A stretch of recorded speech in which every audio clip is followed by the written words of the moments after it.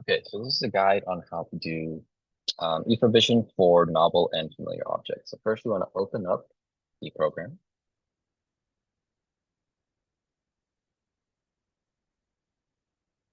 And then you want to select right here, new from templates. Click apply predefined templates.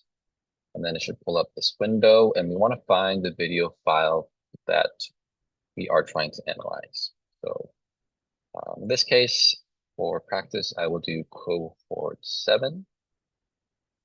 We want to find, let's start with novel objects. And you want to click the first video of those um, of that cohort. So click here. That's good. Click next. Make sure this is rodent and mouse. And then we want to actually change this to open field square. And that should automatically prompt us to have these novel object zones. This is perfect. Make sure this is darker, and then we don't need to change any of this. And click finish. And there it should have you name the file. So we want to name it cohort 7 underscore the type of behavior, and then just do like your name. Okay, and that should bring up this program. And we want to click on the arena settings. We want to start here. So it's going to bring actually the video. So what we want to do is we want to grab this video when it is clear, when the frame is clear. So nothing should be obstructing the view of the arena. So this is actually perfect. So we'll start with this. And that should prompt up this page. Okay. So the first thing we want to do is we want to click this button right here, normal mode, and then we want to kind of select everything. And then what I like to do is move one into one corner. So this orange one should be the walls, the outer walls. And then we'll move this one all the way to the end right here. Try not to make the corners disappear because they are hard to play with when they're off screen. Okay, so we see how the corners are not aligned at all. So we click on this point edit mode, and that allows us to adjust each point. So first you want to adjust the orange is aligned with all the walls. It's not going to be a perfect square.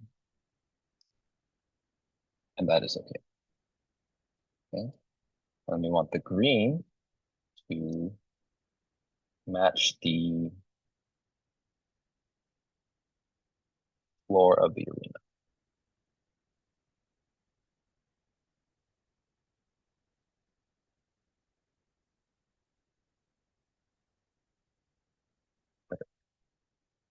Okay. And then what we want to do is we want to draw a scale to calibrate. Okay, so what we want to do is try to click on the middle of one side, draw all the way to the other side, try to make it as flat as possible. Okay, I'm going to type 50 centimeters here. And now that we've calibrated, we want to start drawing our zones around these objects. And these are not useful to us at all. So you can actually delete these shapes. From there, what you have to do is make sure you're on this objects on the top right. Otherwise, you'll draw zones for a different portion, and that kind of complicates things. So once you're on objects, click on the circle, and then you want to hover over whichever one you want to draw a zone around, and then hold shift. This will make it a little easier to draw your circle and make sure it remains a circle. I'm going to ask you to add a zone. I click cancel, because we're going to change these names to fit here. Okay, so then what you want to do is click on your zone and make sure the width and height is, so I click cancel, and you want to make sure the width and height is 4.87 for both. Okay. And that should produce our circle. And then try to put it right where the bottom of the object is in the center of the circle. Okay, so that's pretty good. So once you've done that, you want to right click and then select duplicate 1.5 enlargement factor, and that should make a circle around that. This is going to be our boundary zone. Okay, and the exact measurements for that is going to be 7.76 centimeters. Okay. And you can actually delete these zones.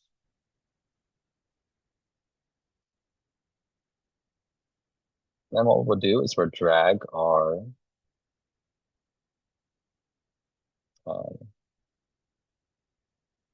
our zone labels, and we'll rename this to familiar object. And this will be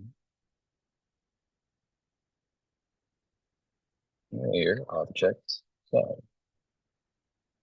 Sorry, boundary zone. Okay, and then we want to do the exact same for the other object, our novel object. Okay, so we want to draw a circle again. Put it in the middle, and then we want to put in the exact measurements, which is going to be 10.6 centimeters for both the width and height.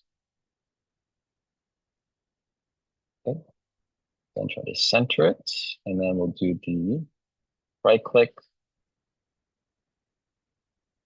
duplicate 1.5, and then for this measurement, we're going to do 13.78 centimeters.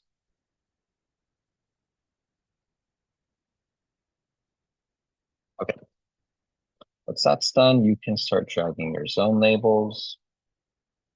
And then again, we're going to rename these to something novel object. And then this is going to be novel object boundary zone. Okay.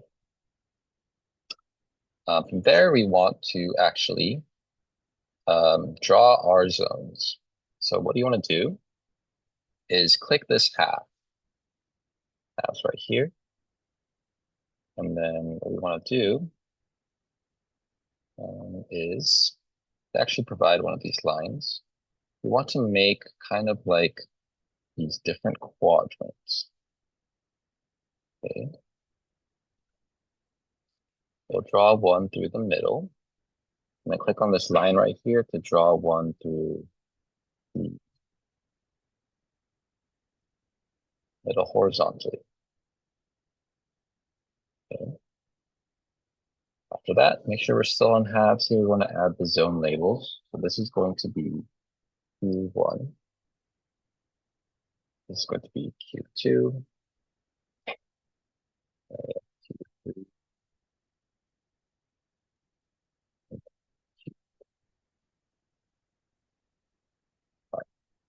So that's actually all we have to do. So that's all set up. We want to validate our setup. So this is actually a common issue. So what we do is just move this wall to here. And that should work. So make sure your floor is pointing towards the general floor here.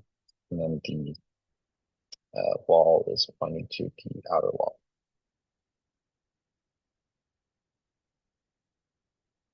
Okay. From there, we want to click protection settings. Okay. So this is where we actually capture the mouse movement.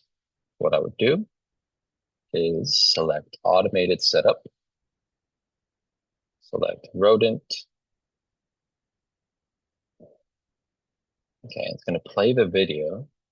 And what I would suggest you do is wait till the mouse is horizontal or vertical. So this is actually a good example. So what we're going to do is grab one corner of where the most outer edge of the mouse is. And we don't want to include the tail, just like the start of the tail.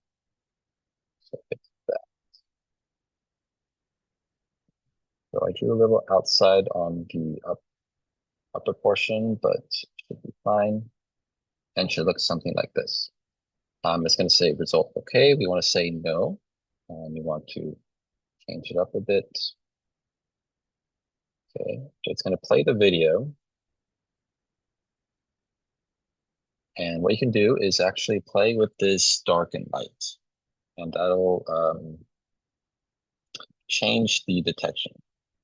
And this is a good way of sort of um, a way to edit and make sure that it's only tracking the mouse. So that looks good actually. So we'll keep that for now. Okay. So after that, what I like to do is go to trial list. And then, but from here, I would input all the system. So you click under system, and it's going to prompt you to put all the video files. So let's just put all of them right here. Okay. If you want to add more trials, you just right click, add trials. We need one more trials.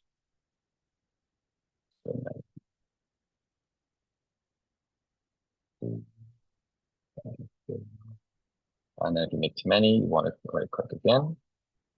Delete trials. Yes.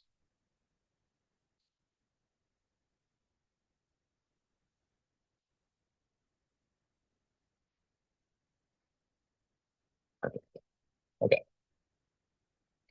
From here, we want to put the animal ID. So it actually is listed on the video itself. So pretty easy to do. This would be 89, this would be 90, 91, 92, 93, and 4. Okay, and I'm going to make sure that this is all aligned. Okay, so if null object is listed as object 1, it should be the same for all of them.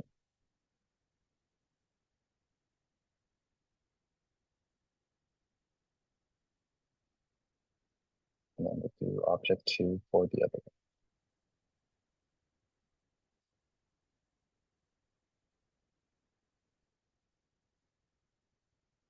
Okay, so now we're ready for the acquisition portion.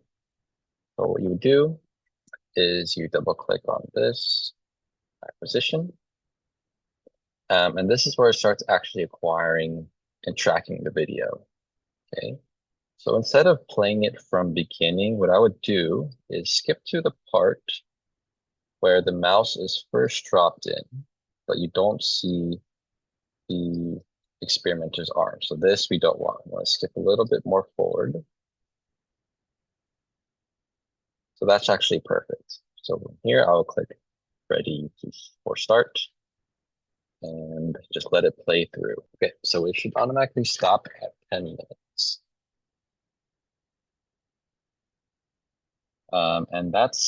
And it did not stop because this track duration needs to be at 10 minutes. It'll automatically stop once 10 minutes have been recorded. Okay. So what we want to do next is go to track editor. And that's because this will be after you've acquired all your videos. So as you can see here, it says trial 2 ready to start. It's going to move automatically onto the next video. So let's say we've recorded all the data. The problem is EthoVision is not perfect. It will not track the mouse as perfectly as we need it to. So we go to this track editor here to make sure that the head and the tail is not swapped because that is the most common issue. Okay, so we see here, the tracking is going to start. Blue is supposed to be the head, the purple is supposed to be the tail. That looks good. So what you're going to usually do is put it on 2 times speed, 4 times if you can, and just track and make sure that the head is always going to be blue. Okay.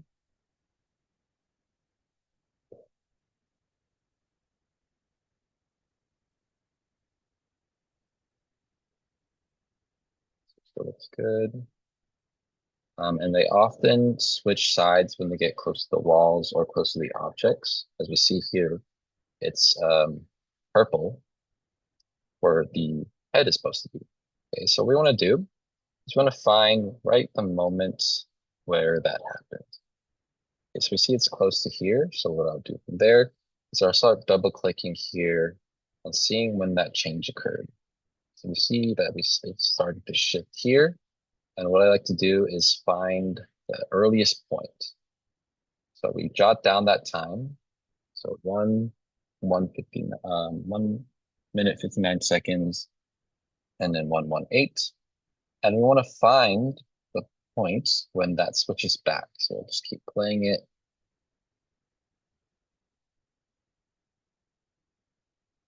And we see his switchbacks here. So let's find that specific portion. And again, we want to find right when it switches back. You see it starts to switch back sort of right here. Okay, so what we want to do is hold down left click and drag all the way to that first number you jotted down.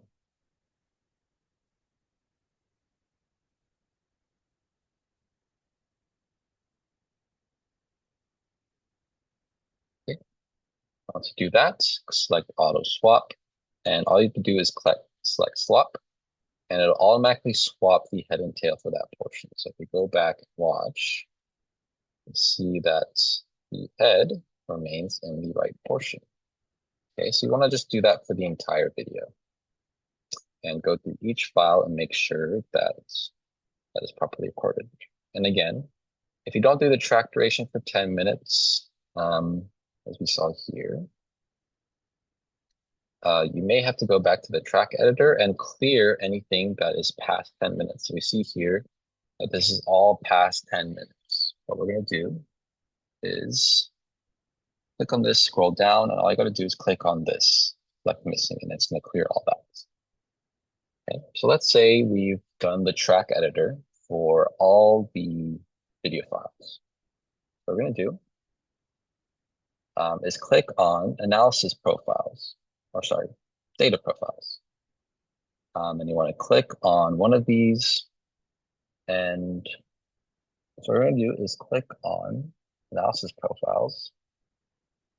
Click on one of these, and let's rename this to just data. Okay. And we don't want any of these. So let's just delete them for now. So this is determining what gets measured and then exported as raw data. The first thing we want to do is you want to collect the familiar object and novel object zones and their boundary zones. So first do this, click add. Oops. So what we want to do first is we want to collect the zones themselves. So we'll start with familiar object zone and novel object zone and their boundary zones. Okay, so that's good. Then we want to go to body points. We only want nose point for this, not center point. Okay. And for the trial statistics, we want frequency, cumulative duration, latency the first, and cumulative duration percentage. And then all you gotta do is click add. So that's our first one. And then we would rename this object zones. Then next, we want to click on in zone again, but this time we're going to do it for the quadrants. So Q1 through 4, and click on body. For this one, we want actually centered point, so we'll keep that. And then we don't want any of this. All we want is cumulative duration percentage. Click add, and then rename this to quadrants. Okay. And then if you want to see where this data is, you go to statistics. And we've only done trial once. Only trial one's going to show up. So click cancel here. And then we want to just click calculate. And it'll show us just for that trial. Okay. And before you export the data, this is how you export it as a Excel file. You want to add the animal ID to the rows. So just click on this and then click this right arrow, and it should automatically pop up right here. Okay. And so this is how you do the novel objects EthoVision.